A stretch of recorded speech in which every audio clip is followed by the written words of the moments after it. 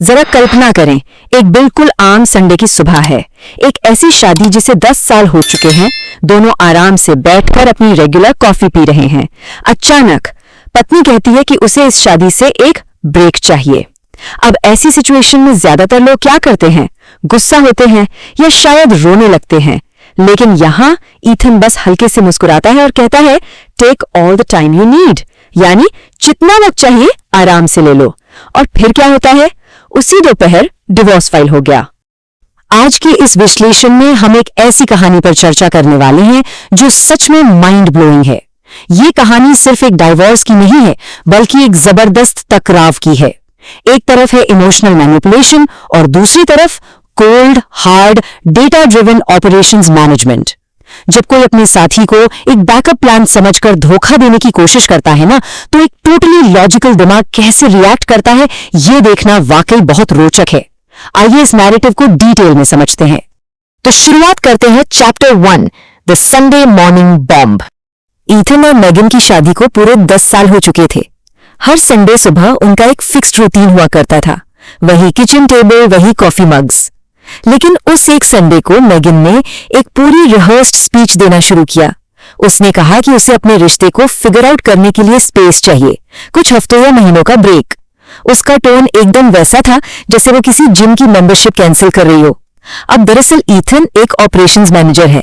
उसका रोज का काम ही पैटर्न्स को पहचानना और प्रॉब्लम्स को आने से पहले ही भाप लेना है। पिछले 3 महीनों से मेगन का जो बिहेवियर था वो किसी खाली बिल्डिंग में बजते हुए फायर अलार्म से कम नहीं था। हफ्ते में 3 बार लेट तक काम करना, फोन को हमेशा उल्टा रखना जिनकी स्क्रीन ब्राइटनेस भी एकदम लो होती थी, अचानक से जिम और हेयर अपॉइंटमेंट्स का बढ़ जाना, और सबसे बड़ी बात, घर के छोटे छोटे कामों पर बेवजह झगड़े शुरू कर देना, ताकि घर का माहौल इतना खराब हो जाए कि वहां से जाना किसी को धोखा ना लगे बल्कि सेल्फ केयर लगे। यहां सबसे क्रूशियल पॉइंट यह है कि ईथन ने उस ब्रेक वाले वर्ड को तुरंत डिकोड कर लिया था। यह कोई सेल्फ डिस्कवरी वाला ब्रेक बिल्कुल नहीं था। यह दरअसल एक टैक्टिकल मैन्यूवर था, एक सेफ्टी नेट। मेगन किसी और के साथ एक नया रिश्ता टेस्ट करना चाहती थी, वो भी 0 रिस्क के साथ।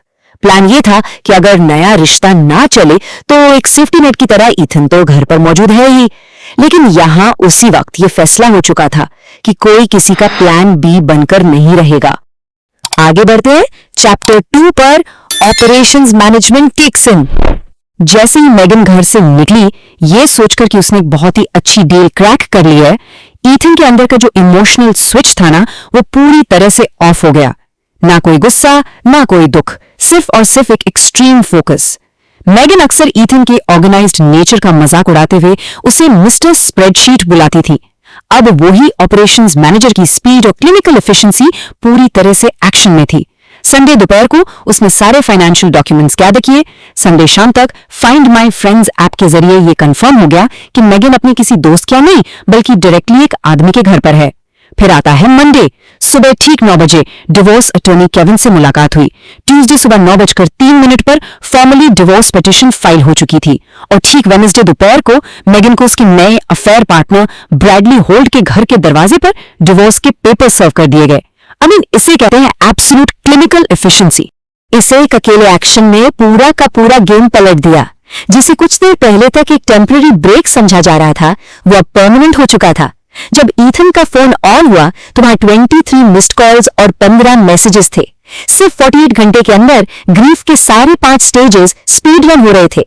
पर ईथन ने कंप्लीटली साइलेंट रहने का फैसला किया, एक शब्द का जवाब नहीं दिया।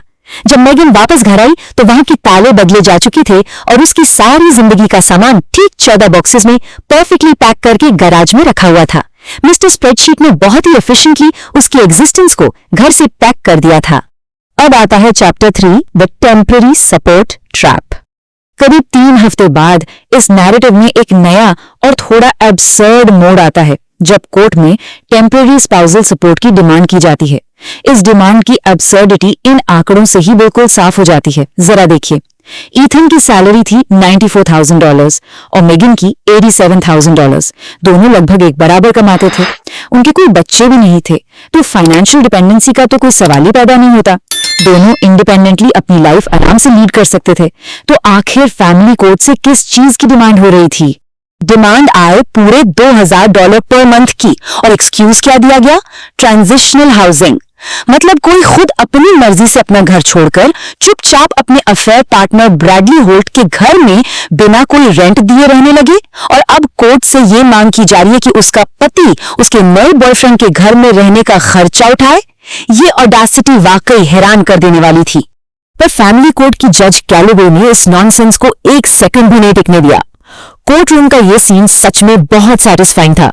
जज ने तुरंत इस डिमांड को डिसमिस करते हुए डायरेक्टली पॉइंट आउट किया कि आपने एक रोमांटिक पार्टनर के साथ रहने के लिए अपनी मर्जी से अपना मैरिटल होम छोड़ा, और अब आप चाहते हैं कि आपका पति इस लिविंग अरेंजमेंट को सब्सिडाइज करे। डिमांड कंप्लीटली डिनाइड, और इसके साथ ही ईथन को उस घर में अकेले रहने का पूरा लीगल राइट मिल गया। खैर, कहानी आगे बढ़ती है चैप्टर 4 की तरफ, मीडिएशन एंड द हाउस। 10 हफ्ते बाद दोनों पार्टीज मीडिएशन टेबल पर आमने सामने थे। अब यहाँ इमोशंस का कोई रोल बचा ही नहीं था। यहाँ सिर्फ कोल्ड हार्ड मैथ चल रहा था। सारी एसेट्स को फिजिकली और फाइनेंशियली डिवाइड करने का वक्त आ चुका था। ईथन का जो अप्रोच था वो बिल्कुल इमोशनलेस और परफेक्टली इक्विटेबल था। कोई बदला लेने की भावना नहीं थी, किसी चीज को जबरदस्ती छीनने की कोई कोशिश नहीं। रिटायरमेंट अकाउंट्स स्टेट फॉर्मूला के हिसाब से डिवाइड हो गए। जॉइंट सेविंग्स एग्जैक्ट आधी आधी बढ़ गई। जो छोटा सा $700 का क्रेडिट कार्ड डेट था वो भी 50-50 हो गया। सब कुछ एकदम साफ और क्लीन। स्टिकिंग पॉइंट सिर्फ एक ही बचा था, उनका घर। अब देखिए, घर को अपने पास रखने के लिए दूसरे पार्टनर का हिस्सा बाय आउट करना पड़ता है, पर मैथमेटिक्स को किसी के आंसुओं या फीलिंग से कोई फर्क थोड़ी ना पड़ता है। घर का रिमेनिंग मॉर्टगेज और ईथन की इक्विटी मिलाकर चुकाने के लिए टोटल $3,62,500 की जरूरत थी, पर दूसरी तरफ मेगन का लोन अप्रूवल सिर्फ $2,60,000 का था। वहां पूरे $12,500 शॉर्ट पड़ रहे थे। जब नंबर्स ही मैच नहीं हुए तो मीडिएशन का एक डायरेक्ट और सिंपल रिजल्ट निकला, घर को बेचना ही पड़ेगा। और रियल एस्टेट मार्केट में भी ज्यादा वक्त नहीं लगाया। सिर्फ 11 दिन में, जी हाँ 11 दिन में, वो घर $4,72,000 में बिक गया। सारा लोन चुकाकर दोनों के हिस्से में ठीक आधी आधी अमाउंट आई। इस एक सेल ने उनका आखिरी और सबसे बड़ा कनेक्शन भी पूरी तरह से तोड़ दिया। 10 साल की लंबी हिस्ट्री, सारी यादें अब इफेक्टिवली एक बैंक डिपॉजिट में कन्वर्ट हो चुकी थी। क्लीन, क्लिनिकल और चैप्टर क्लोज्ड। इसे हम ले चलते हैं आखिरी हिस्से पर, चैप्टर 5, अ क्लीन ब्रेक। इस डिवोर्स के बाद दोनों की लाइफ बिल्कुल अलग अलग दिशाओं में निकल पड़ी। एक लाइफ जो स्ट्रक्चर और डेटा पर बेस्ड थी, और दूसरी जो सिर्फ इल्यूजन्स पर टिकी थी। ईथन ने इस आजादी को बहुत ही बेहतरीन तरीके से यूज किया। उसने एक सनी मॉडर्न अपार्टमेंट रेंट पर लिया, अपनी पुरानी आदत हर सुबह 5 माइल दौड़ने का शौक वापस शुरू किया, एक रिक्रिएशनल बास्केटबॉल लीग ज्वाइन कर ली जहां उसे नए दोस्त मिले, और सबसे इंपॉर्टेंट बात, ऑफिस में एक बहुत बड़ा ऑपरेशंस प्रोजेक्ट सक्सेसफुली हैंडल करके टाइम से पहले एक अच्छा खासा बोनस भी अर्न कर लिया। उसका स्ट्रक्चर्ड माइंडसेट ही उसकी सबसे बड़ी ताकत बन गया था। वो सच में फ्लरिश कर रहा था।